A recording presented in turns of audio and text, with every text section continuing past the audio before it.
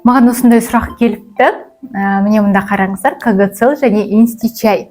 Жалпы сіздер кез келген дәрігерлік тағайындау кезінде дәрінің, яғни дәрілік заттың инструкциясын оқып шығасыздар ма? Жалпы өздеріңіз осы КГЦЛ-ның противопоказания, яғни қарсы көрсетпесін қарайтын болсаңыз, ол жерде 3 жасқа дейінгі балаларға және жүктілерге және лактация кезеңіндегі әйелдерге, яғни емізулі әйелдерге тағайындауға болмайды. Жалпы бұл КГЦЛ өте жақсы противовирусный препарат, бірақ жүктілік барысында қолдануға болмайды. Инстичайдың қарсы көрсетпелерін қарасаңызда, ол да жүктілік барысында қолдануға болмайды. Инстичайдың взрослый түрін жазып берген, яғни ол для взрослых түрі, ол 18 жасқа дейін тағайындауға болмайды. Сол себепті денсаулықтарыңызды күтіңіздер, құрметті қыз-келіншектер.